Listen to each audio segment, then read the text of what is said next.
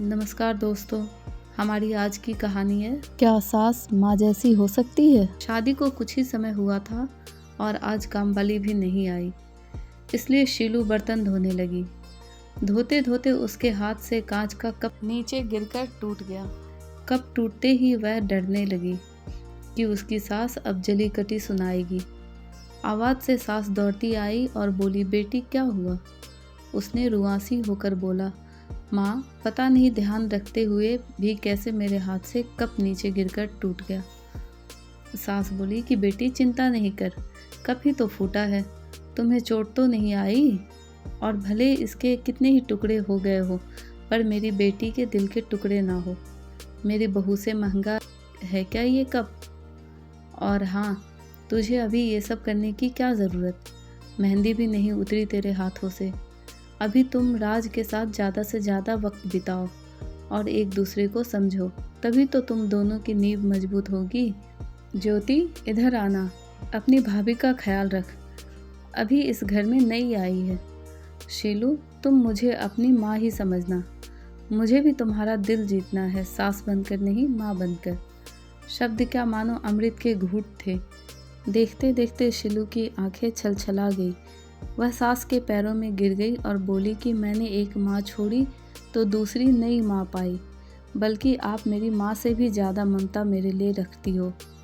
यदि घर में कप टूट जाता तो माँ भी दो बात कहे बिना नहीं रहती। रात को शीलू की नींद ही उड़ गई। रह रहकर शाम की घटना याद आ रही थी। सास के बारे में उसकी जो सोच थी उससे विपरीत सास का व्यवहार पाया।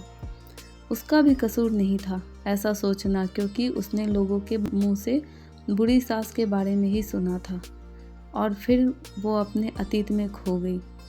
उसे याद आया कि कुछ साल पहले इकलौते भैया की शादी हुई थी। भाभी के हाथों से मेहंदी का रंग उतरने से पहले ही माँ ने भाभी पर घर के काम की पूरी जिम्मेदारी डाल दी और अपने ही नियम कानून के हिसाब से भाभी को चलने को विवश कर दी। माँ ने भाभी को घर में एडजस्ट होने में ज़रा भी वक्त नहीं दिया। भैया भाभी को बाहर ले जाते तो माँ का मुंह फूल जाता। वह बोलती कि हर समय भाभी को साथ ले जाने की कहाँ ज़रूरत है। कभी भी भाभी को खुली हंसी हंसते नहीं देखा। समय के साथ भाभी ने सहना छोड़ दिया। फिर हर रोज़ घर में झगड़ा होने लगा। एक दिन भाभी के हाथ से कांच का गिलास नीचे गिरकर टूट गया। माँ चिल्लाने लगी कि कितनी कीमती गिलास फोड़ दिया, रोज़ इतना माल खाती हो, उसकी शक्ति कहाँ गई? अपने मायके में गिलास फूटा होता तो मालूम चलता, कोई भी काम ठीक से नहीं होता, न जाने कहाँ ध्यान रहता। भाभी भी करक कर बोल दी कि हाँ मैं तो बैठी बैठी खाती हूँ, आप तो खड़ी खड़ी खाती हैं। जब से आई हूँ तब से रोज़ 2-4 जली कटी ना सुना दो, तब तक आपको चैन नहीं पड़ेगा। कभी मेरी माँ को तो कभी मेरे बाप को, हमेशा मेरे मायके वालों को कोसती रहती हो। दोनों तरफ से तीर बरसकर एक दूसरे को छलनी कर रहे थे। घर के अलावा उसने और भी जगह सास बहू के झगड़े सुनते सुनते डर गई। वह शादी से कतराने लगी, पर माँ बाप के कारण शादी करनी पड़ी और एक अनजाने भय को लेकर ससुराल आ गई। पर आज की घटना से उसकी सोच ही बदल गई कि सब सास या बहू में ऐसा नहीं होता। नींद न आने की वजह से उसने सोचा चलो थोड़ी देर माँ से बात कर लूँ। माँ ने इतनी रात को उसको फ़ोन करते देखकर बोला कि शीलू सब कुछ ठीक तो है ना? कहीं जवाई राजा या सास ननद से तो झगड़ा नहीं हो गया? वह बोली, नहीं माँ ऐसा कुछ नहीं। मालूम है माँ, आज मेरे हाथों से कप नीचे गिरकर टूट गया। तभी सास आ गई और आगे बोलती उसके पहले ही माँ ने बोलना शुरू कर दिया, बेटा फिर तेरी सास के चिल्लाने पर तूने अच्छा सा जवाब दे दिया ना? हाँ बेटा, कभी भी दबकर नहीं रहना, तू भी पढ़ी लिखी अच्छी लड़की है, तेरे में कोई कमी थोड़ी ही है जो सुनेगी। तभी बात को काटते हुए तेज आवाज़ में शीलू बोली, माँ अब बस करो, मैं अपनी दूसरी माँ के खिलाफ कुछ नहीं सुन सकती। माँ सहम गई और बोली, तू ये क्या बोल रही है?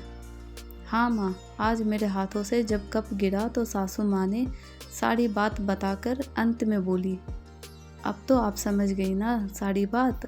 और हाँ, सास ने सिर्फ बोलने के लिए नहीं बोला, वह वाकई में ज्योति की तरह मेरे से व्यवहार कर रही हैं। माँ, एक बात कहूँगी, आप बुरा तो नहीं मानोगी? हाँ, बोल बेटा। माँ, काश आप भी मेरी नई माँ की तरह भाभी के साथ व्यवहार करती तो शायद भैया भाभी अलग घर में नहीं होते। माँ, मेरी सास ने शुरू से ही अपने प्रेम से नींव मजबूत कर ली, तो उस पर टिका परिवार में मजबूती कैसे नहीं आएगी। आज माँ को महसूस हो रहा था कि वो नहीं बल्कि शीलू उसकी माँ बनकर उसे अच्छी सीख दे रही है। माँ को गलती का एहसास हो गया। शीलू आगे कुछ बोलती उससे पहले ही माँ ने कहा, शीलू, अब जब तू यहाँ आएगी तो यहाँ पर भी पूरे परिवार की नींव में मजबूती पाएगी। अब फ़ोन रख, मुझे बेटा बहू के स्वागत की तैयारी करनी है।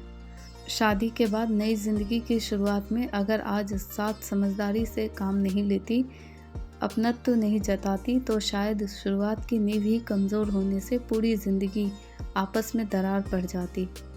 कप को फूटने से कोई नहीं रोक सकता, किंतु प्रेम को टूटने से तो हम रोक सकते हैं ना। कांच के टुकड़े हो जाए पर घर के टुकड़े ना होने दे।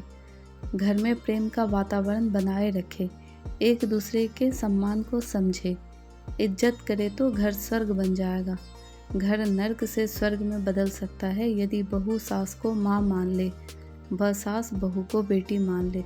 दृष्टि बदलने से सृष्टि बदल जाएगी। आशा करती हूँ आपको हमारी आज की कहानी पसंद आई होगी। कहानी पसंद आए तो लाइक, शेयर और सब्सक्राइब करें और अपनी राय हमें कमेंट करके ज़रूर बताएं। Thank you.